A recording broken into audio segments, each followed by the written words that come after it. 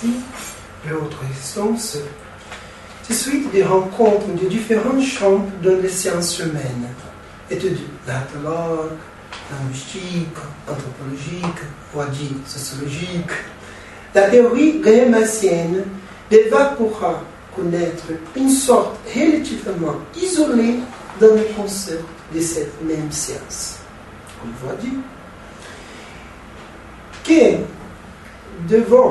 que pouvons faire ces médecins afin de briser un tel isolement disciplinaire, afin de mieux se faire écouter pour les autres voisins. Que vois-tu? Très bien. Cette question prolonge la précédente, en élargissant. Oui. Mais c'est la même question. Chaque discipline est un territoire. Et il en est des disciplines comme des territoires politiques.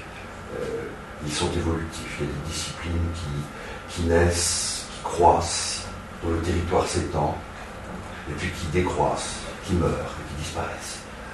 Toute l'histoire des disciplines est marquée par des apparitions et des disparitions. Le cas, par exemple, de la rhétorique est typique. Pendant certaines périodes historiques, la rhétorique est sur le devant de la scène, elle est enseignée à tous les lycéens, puis elle disparaît au profit de la grammaire ou au profit de la dialectique, puis elle réapparaît dans d'autres périodes historiques. C'est le cas de la rhétorique particulière, mais dans d'autres disciplines. Par exemple, la géographie était une grande discipline qui a fini par s'affaiblir parce que les sciences, l'économie est devenue une discipline enseignée dans les lycées, qui fait que la géographie humaine qui s'occupait de l'économie a disparu. Bref, ça bouge comme ça. Moi, je crois que le problème disciplinaire de la sémiotique est un problème de positionnement. Et un problème de positionnement est une manière de construire la légitimité de ce positionnement. Comme on l'explique toujours lorsqu'on présente la sémiotique à des étudiants pour les initier, la sémiotique est à la croisée de trois disciplines. Elle est la synthèse de la linguistique, d'une approche du langage, d'une approche philosophique, phénoménologique, et d'une approche anthropologique. Et donc, elle se construit un territoire à travers le territoire des autres. C'est très intéressant. Moi, j'ai par exemple à Paris 8 en France, j'ai des collègues philosophes qui disent toujours « Ah, les sémiologues, vous voulez manger le territoire des philosophes. Vous empiétez. » Et donc, je crois que la sémiotique a constitué véritablement son territoire et son objet, sa spécificité à laquelle je crois, parce qu'elle fait ce que la philosophie ne peut pas faire, puisqu'elle a une grammaire. Mais elle fait ce que la linguistique ne peut pas faire, parce qu'elle s'occupe du sensible et de l'expérience vécue et des interrogations. Et elle fait ce que ni linguistique ni philosophie ne font, puisqu'elle enracine les formes du sens à l'intérieur de l'histoire des cultures et donc de l'interrogation anthropologique. Donc il y a une composition disciplinaire qui lui est propre.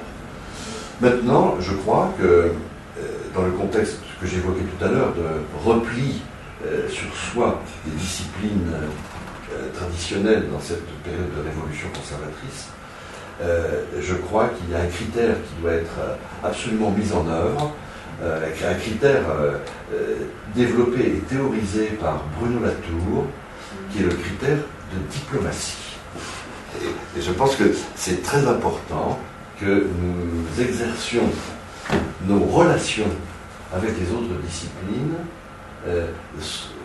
à travers un critère de diplomatie, fait de reconnaissance de l'autre et de séduction de l'autre. Des stratégies diplomatiques doivent être mises en œuvre, je pense, c'est très important. Et que la sémiotique a souvent été perçue, et là encore, parfois, comme une discipline arrogante. Oui, il ne faut pas hésiter à appliquer à nos propres disciplines les analyses des passions que nous avons développées. Et si la sémiotique est arrogante, c'est qu'elle semble être mépriser un peu les propositions des autres disciplines. Or, moi, je crois qu'il faut être modeste. La vérité n'est qu'imparfaite.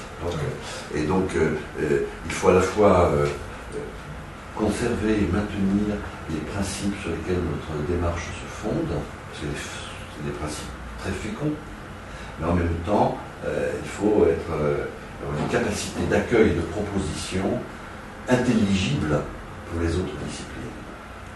Ça, ce critère de diplomatie me paraît aujourd'hui plus important encore que par le passé.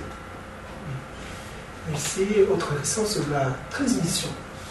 La transmission de la théorie. On sait que vous vous intéressez de longue date aux questions des didactiques. Le problème de la transmission de la sémiotique, qui a fait l'objet de discussions récentes en France, inquiétait également les enseignants travaillant sous d'autres latitudes, donc latino-américains, par exemple.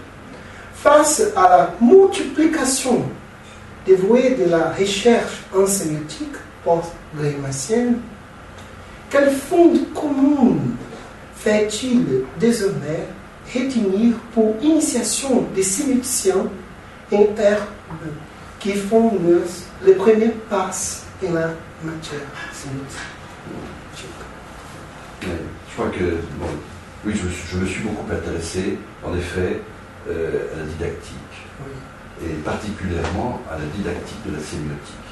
Parce que je crois que mes premières activités professionnelles, après mon doctorat, étaient de multiplier des séminaires de formation de professeurs de langue française enseignée aux étrangers. Et j'étais confronté, évidemment, à la question didactique. Donc je la connais un tout petit peu. Moi, je dirais que la question didactique repose sur un problème de textualisation et un problème de stratégie. Je veux dire, la textualisation de la didactique, c'est par où commencer, par où cheminer, comment finir, pour quel but. Est-ce qu'on choisit une textualisation, par exemple, d'ordre chronologique? Voilà comment la discipline a commencé, voilà les premiers objets, et puis voilà, 10 ans plus tard, il y a eu cette avancée-là, 20 ans plus tard, etc. Ou est-ce qu'on choisit une démarche de type méréologique? Voilà les parties, on va prendre la partie sémantique, on va prendre la partie syntaxique, on va prendre la partie, et on associe les parties dans le tout.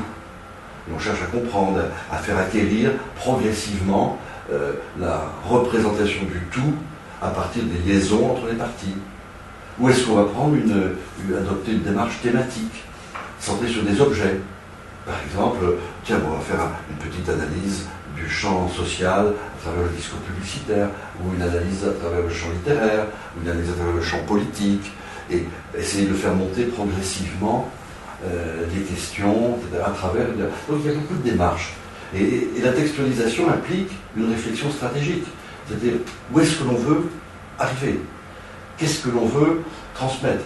Qu'est-ce que l'on veut faire aux nouveaux compétents?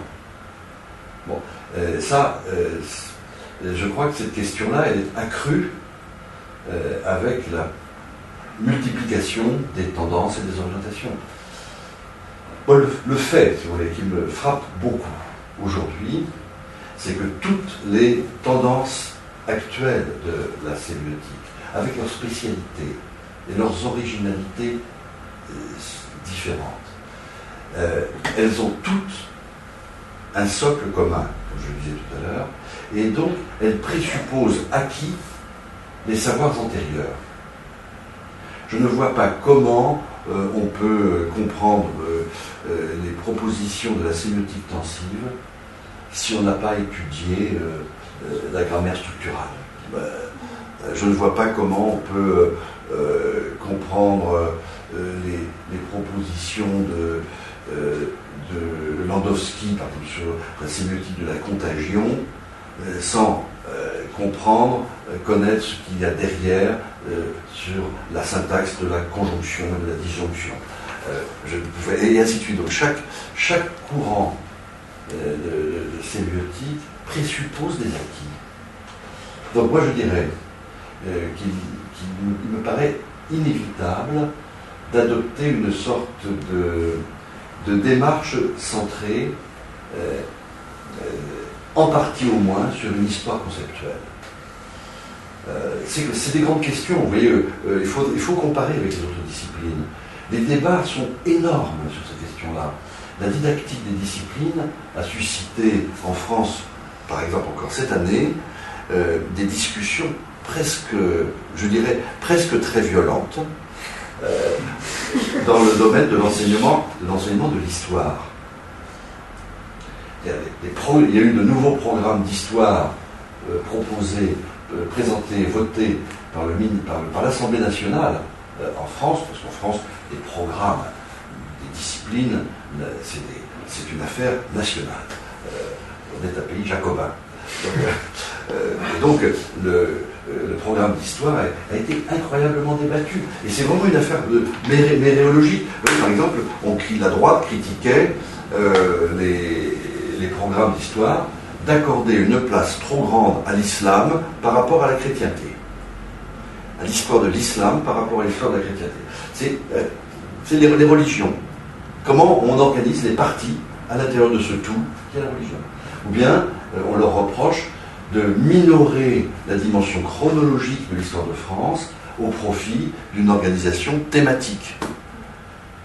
Par exemple, on dit le XXe siècle, on fait une partie, c'est les totalitarismes.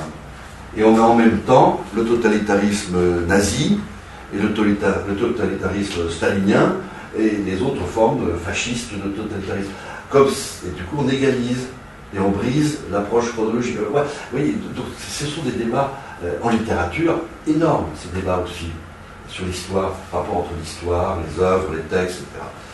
Moi, je crois que pour enseigner la sémiotique, il faut composer entre une démarche chronologique, parce qu'il faut, c'est une discipline jeune, et on ne peut pas occulter son histoire conceptuelle, d'où elle vient, quelles étaient ses premières hypothèses, avec une démarche que je dirais thématique, oui, une démarche centrée sur des domaines d'intervention.